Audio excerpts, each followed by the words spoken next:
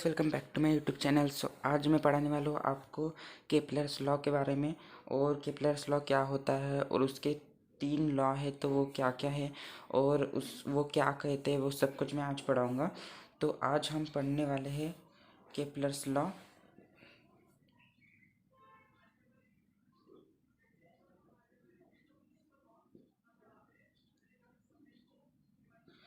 तो आज का जो ये केपलर्स लॉ हम पढ़ने वाले हैं, वो ये Kepler's law actually planetary motion के ऊपर डिपेंड है। मतलब जैसे कि जब बहुत पहले था, जब टेलीस्कोप भी नहीं आया था, तब जो साइंटिस्ट लोग थे वो जो प्लानट की जो मतलब कैसे मोशन कर रहा है प्लानट, वो आँखों से मतलब नेकेड आई से देखते थे और समझते थे। तो ये जो केपलर साइंटिस्ट है, इन्होंने भी जो हमारी अर्थ है वो ऑब्जर्वेशन से बहुत सालों तक ऑब्जर्वेशन किए उन्होंने कि ये कैसे मूवमेंट करती है अर्थ सन के रिस्पेक्टिवली और मतलब ऑर्बिट में। तो फिर उन्होंने ये 3 लॉस निकाले उस प्लानिटरी मोशन के। ठीक है, तो आज हम उसे पढ़ेंगे। तो देखते हैं सबसे फर्स्ट लॉ। तो लॉ 1 क्या कहते हैं वो सबसे पहले देखते हैं। सो लॉ 1 कहता है the orbit of a planet is an ellipse. तो फर्स्ट लॉ है the orbit of a planet is an ellipse with sun at one of the foci. मतलब जो प्लैनेट है, सपोज ये देखिए मैंने डायग्राम निकाल के रखी है। तो सपोज ये प्लैनेट है, ये जो सर्कल है छोटा वाला, ये प्लैनेट है और ये सन है। ठीक है। सो जो प्लैनेट की जो ऑर्बिट है, ये मतलब आपको पता है कि प्लैनेट की एक ऑर्बिट होती है पर्टिकुलर, वहाँ पे ही वो मूवमेंट करता है। तो ऑर्बिट जो ये प्लैनेट की है वो एक एलिप्स है। मतलब एलिप्स मतलब क्या होता है, जैसे कि ये हमारा सर्कल होता है। ठीक है, अब मुझे परफेक्ट निकालना आएगा नहीं, बट ये देखो हमारा सर्कल होता है। तो एलिप्स थोड़ा सा ओवल टाइप होता है। ठीक है, ऐसे ओवल आपने जरूर देखा होगा। तो ऑर्बिट ऐसे सर्कल नहीं होता है। ठीक है, ऐसे सर्कल नहीं होता है, ऐसे एलिप्स होता है। ठीक है, तो उसे एलिप्स कहते हैं। तो ये जो एलिप्स है, तो ऑर्बिट जो होती है किसी भी प्लैनेट की, वो एलिप्स होती है। ठीक है, और जो सन होता है वो उस एलिप्स के फोकाई पर होता है। जैसे कि यहाँ पे मैंने अभी निकाला, जैसे थोड़ा बड़ा निकालता हूँ। ठीक है, ये सपोज एक एलिप्स हो गया। तो इसके जो सेंटर होता है वो यहाँ पे रहता है नहीं, उसके 2 फोकस रहते हैं। ठीक है, वो इस साइड रहता है और एक इस साइड रहता है। ठीक है, आप जब सामने जाओगे मैथ्स में, हायर स्टडी में, तब आपको अच्छे से समझेगा। ठीक है, तो ये जो एलिप्स होता है उसके सिर्फ 2 फोकाई होते हैं। अब इतना याद रखो। ठीक है, जब आप मैथ्स में जाओगे ज्योमेट्री में, तब इसके बारे में डिटेल आएगा आपको। ठीक है, तो ये जो 2 फोकस होते हैं, उसमें से ये बोल रहा है कि sun at one of the foci, मतलब कौन से तो भी एक फोकाई पे है। ठीक है, तो जैसे कि ये हमारा एलिप्स हो गया है, मतलब ऑर्बिट हो गया ये वाली।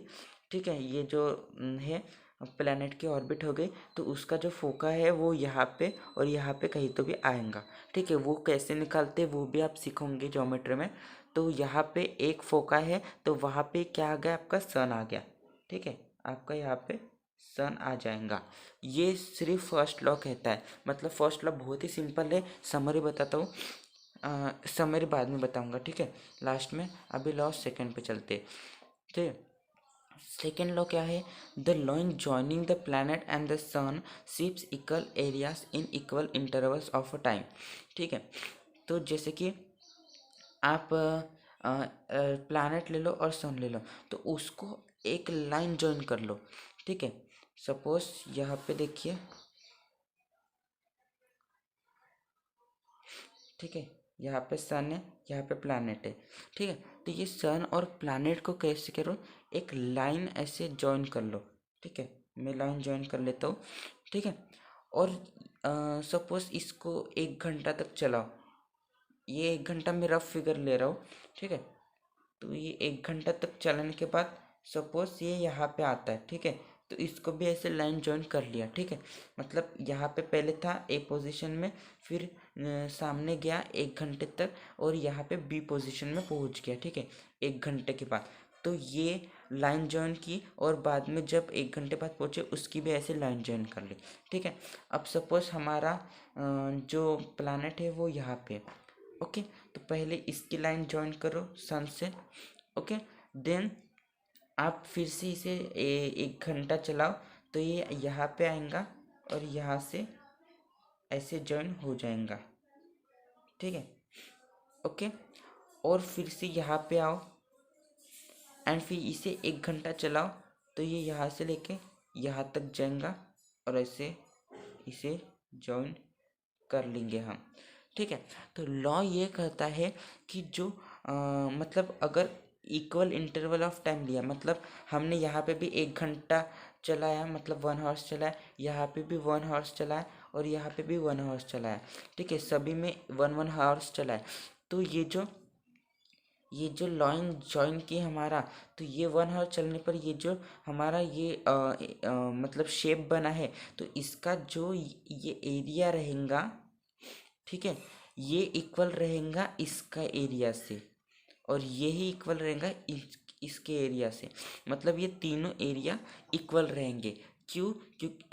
कब रहेंगे कि जब कौन से planet equal interval of time में ट्रैवल करेंगे। मतलब यहाँ अगर हम एरिया निकालना हो तो यहाँ पे पहले लाइन ज्वाइन की, फिर 1 घंटा यहाँ पे भी बढ़ाया और यहाँ पे पहुँचा, इधर भी एक ही हॉर्स बढ़ाया और इधर भी एक ही हॉर्स बढ़ाया।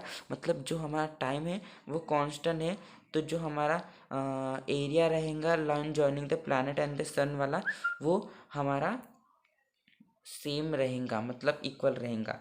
तो यहाँ पे जो हमारा यहाँ पे भी वही डायग्राम बनाया, मतलब ए पोजीशन पे था तो 1 हॉर्स चलने पर बी पोजीशन पे आया, तो ये जो लाइन जॉइनिंग की उसका एरिया 1 है। और जो यहाँ पे था सपोज पहले, तो यहाँ पे सी से लेके डी तक चला 1 हॉर्स पे। ठीक है, यहाँ पे भी 1 हॉर्स, तो 1 हॉर्स पे चलने के बाद ये लाइनिंग जॉइनिंग पर ये जो बना शेप वहाँ पे 2 एरिया बोलेंगे। और यहाँ पे जो पहले ई में था फिर एफ में चला गया, वहाँ पे 3 थर्ड एरिया, मतलब तीसरा एरिया बोलेंगे ये वाले एरिया पे। तो इसके जो एरिया आएगा तो वो area of 1 plus sorry equals to area of 2 आएगा। ठीक है, और इक्वल्स टू एरिया ऑफ 3 आएगा। मतलब जो इसका एरिया है, इसका एरिया है और इसका एरिया सेम आएगा। ठीक है, मतलब इक्वल आएगा। ओके, तो यही इसका मतलब सेकेंड लॉ है। अब थर्ड लॉ समझते हैं।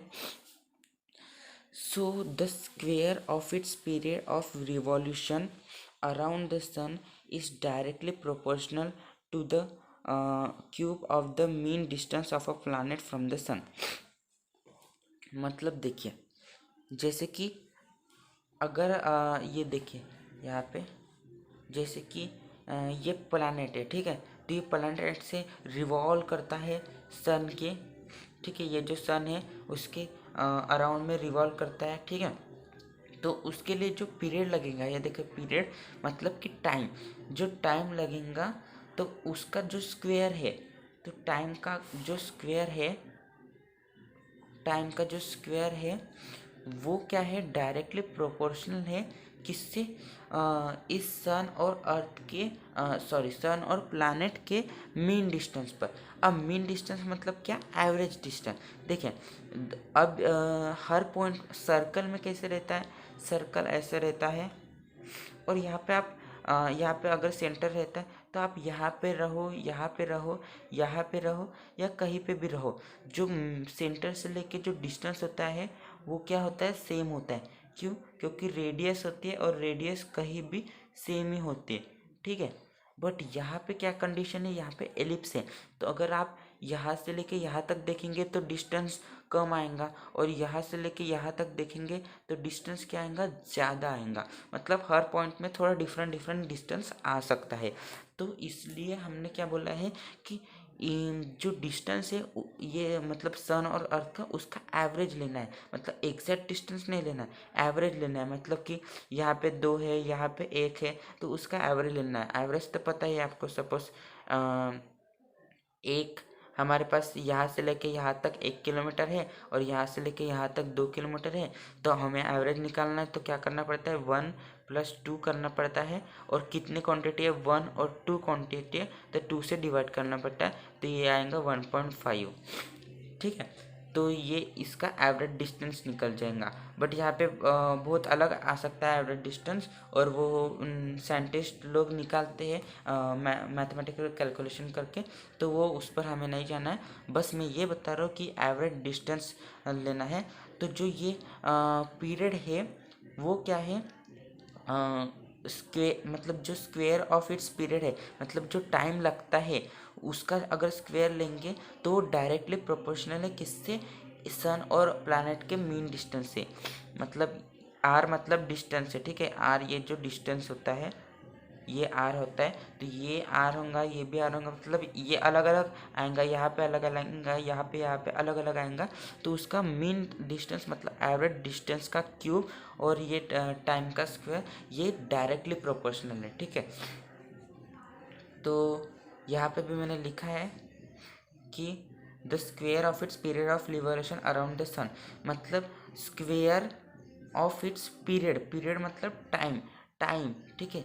The square of its period, its मतलब प्लानेट का, ठीक है। The square of the planet मतलब प्लानेट का जो रिवॉल्यूशन है उसका जो पीरियड है, मतलब जो टाइम है उसका अगर स्क्वेयर लिए तो वो डायरेक्टली प्रोपोर्शनल। डायरेक्टली प्रोपोर्शनल का तो मीनिंग पता ही होगा आई होप, कि मतलब अगर एक बढ़ा तो दूसरा भी बढ़ता है। जैसे कि 5 रुपीज़ की पेन है तो ठीक है, तो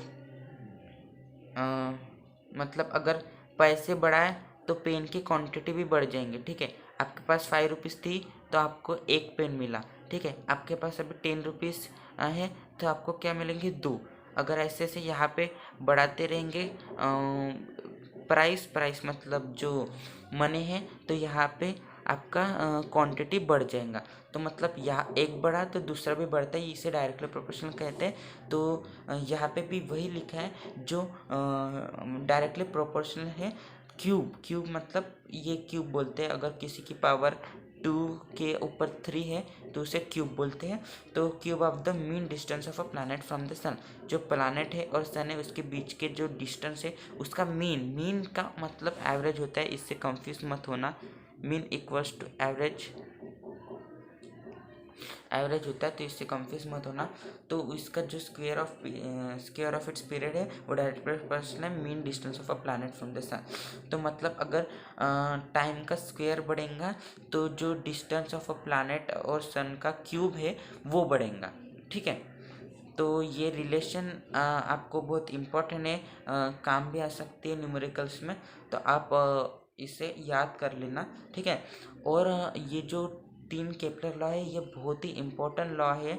जो तीनों लॉ है वो बहुत इंपॉर्टेंट लॉ है, तो ये आपको लर्न करना पड़ेगा। बट लर्न करने जैसा कुछ नहीं, बहुत ही सिंपल है। आपको स्टार्टिंग में थोड़ा सा डिफिकल्ट लगेगा, बट मतलब जैसे स्कूल खत्म होने तक आएंगी तब ये बहुत इजी है। मतलब सबसे इजी यही लगता है हमारे स्कूल में, मतलब कौन से भी स्कूल में।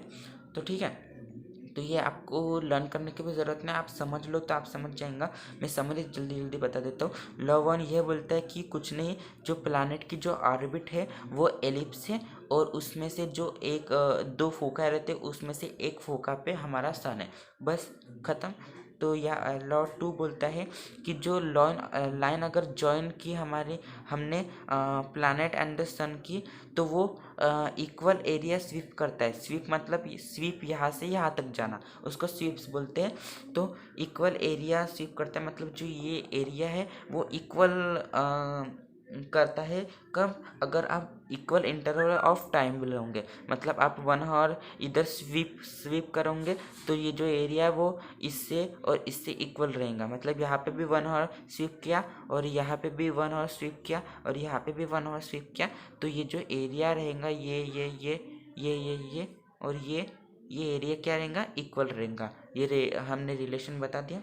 देन लॉ 3 है कि the square of its period of revolution, जो ये रिवॉल्व करने के लिए जो पीरियड लगता है, जो टाइम टी लगता है, ये टाइम टी हमने लिया है, तो उसका अगर आप स्क्वायर करोगे वो क्या है, डायरेक्टली प्रोपोर्शनल है सन और अर्थ के बीच का जो एवरेज डिस्टेंस है उसके क्यूब के बराबर। ठीक है, तो ये रिलेशन है लॉ थर्ड का। तो अगर आपको पेपर में आएगा कि केपलस लॉ लिखो तीनों, तो आप यहाँ पे लिख सकते हो, और ये फॉर्मूला मतलब रिलेशन भी आप लिख देना। ठीक है, ताकि मार्क्स मतलब हम सिक्योर हो जाए। ठीक है, तो आज के लिए इतना ही। आपको मुझे केपलर लॉ समझाना था, तो आई होप आपको समझ गए होंगे। अगर समझ गए होंगे तो एक फीडबैक दे देना कमेंट में, या फिर मुझे कहाँ इम्प्रूव करना चाहिए वो भी दे देना। और ऐसे में शॉर्ट वीडियोस या जिस टॉपिक की आपको चाहिए वीडियोस वो आप बता सकते हो, मैं ला के दे दूँगा या फिर उस पर वीडियो बना दूँगा। ठीक है, तब तक के लिए मिलते हैं नेक्स्ट वीडियो में। तब तक के लिए बाय बाय, टेक केयर, पढ़ते रहिए।